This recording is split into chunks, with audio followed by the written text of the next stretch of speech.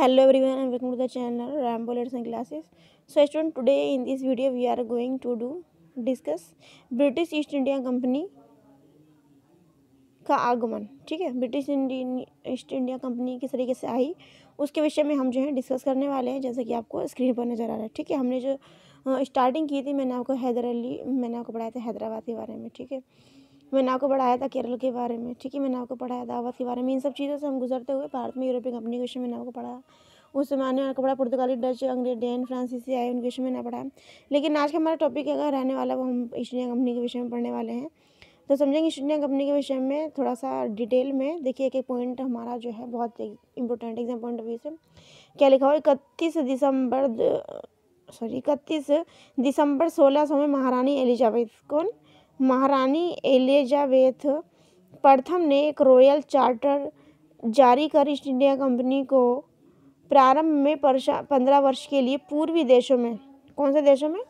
पूर्वी देश में कौन कौन से देश आते हैं उनको हम समझेंगे। देखिए सबसे पहला देश तो जो आता है वो होता है, उसका नाम है हमारा जापान। ठीक है, सेकंड वन ही जिसे हम बोलते हैं चाइना, जापान, चाइना। ठीक है, उसके बाद में क्या है? South Korea. ठीक है, साउथ कोरिया। उसके बाद में बात कर रहे हैं हम किसके? नॉर्थ कोरिया के बाद में बात कर रहे हैं हम हांगकांग। क्या स्टूडेंट? हांगकांग। उसके बाद में बात करेंगे किसकी? सिंगापुर की।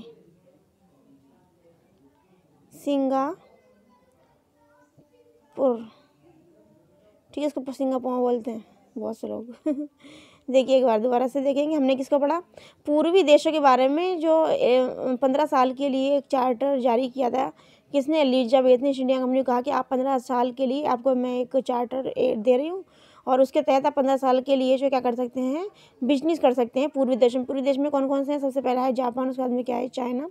उसके बाद में हमने किसको पढ़ा? चाइना के बाद में साउथ कोरिया के विषय में पढ़ा, दक्षिण कोरिया। उसके बाद में नॉर्थ कोरिया यानी कि उत्तर कोरिया, और हांगकांग और सिंगापुर में एलिजाबेथ ने ईस्ट इंडिया कंपनी को कहा कि आप 15 साल के लिए जाइए और इस रॉयल चार्टर के द्वारा आप जो है इन देशों में आपको परमिशन लेटर मिल जाता है। इसके द्वारा आप क्या करेंगे?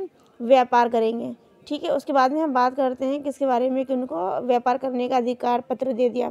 समझेंगे हम। देखिए एक बार अधिकार पत्र दे दिया गया।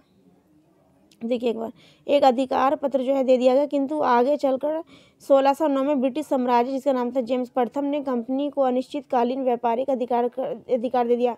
यानी कि एलिजाबेथ जो आई थी उन्होंने सिर्फ 15 साल की बात कही थी, लेकिन जो आए थे सम्राट जिनका नाम था जेम्स प्रथम। कौन थे? जेम्स प्रथम जो थे उन्होंने कहा कि भाई आपको जो है पूर्वी देशों में जो भी बिजनेस करना है, जो व्यापार करना है, आपको जो किसी भी तरह का टाइम बाउंडेशन नहीं, कोई भी काल निश्चित नहीं किया गया। यानी आपको परमानेंटली कहा गया कि भाई आप जो है जब तक चाहें जब तक अपना व्यापार कर सकते हैं। कोई भी इसमें डेट फिक्स नहीं की गई, अनिश्चितकालीन के लिए बढ़ा दी गई, मतलब आप परमानेंट उसको कर सकते हैं अपने व्यापार को किसी भी देश में। कैप्टन विलियम हॉगिंस की अगर बात करें तो 1606 में सूरत आए। उसके बाद में 1609 में, जबकि उस टाइम जहांगीर का काल था उस समय, तो जहांगीर के दरबार में आए, शाही दरबार में, और उन्होंने जो है कंपनी ने, और गौरतलब है कि कंपनी ने भारत के पश्चिमी तट, पूर्वी घाट, एक पूर्वी घाट, एक पश्चिमी घाट, एक पूर्वी तट, पश्चिमी तट। तो पश्चिमी तट पर सूरत, पश्चिमी तट पर क्या है? सूरत में एक फैक्ट्री खोलने के उद्देश्य से कैप्टन हॉकिंस को मुगल शाही दरबार में शाही आज्ञा लेने के लिए भेजा गया कि भाई तुम जाओ और जो है जहांगीर से जाकर के परमिशन लो। एक शाही फरमान के द्वारा सूरत में फैक्ट्री खोलने की इजाज़त तो मिल गई, किंतु दरबार में मौजूद पुर्तगाली अधिकारियों के दबाव में शाही फरमान को वापस ले लिया गया। ठीक है, आगे हम पढ़ेंगे। देखिए क्या लिखा हुआ। हॉकिंस जो थे उनको क्यों भेजा गया? क्योंकि वो फारसी लैंग्वेज जाना करते थे, क्योंकि उस टाइम फारसी लैंग्वेज चला करती थी। जहांगीर के समय में अच्छे से उनकी कम्युनिकेशन हो पाएगी। तो हॉकिंस फारसी भाषा का बहुत अच्छा जानकार था। वह हेक्टर नामक ब्रिटिश एक व्यापारिक जहाज था, उसका जो था कौन था? कप्तान था, उसका लीडर था। ठीक है, तो ईस्ट इंडिया कंपनी के बारे में आज इतना ही। तब तक take care, bye bye, God bless you all.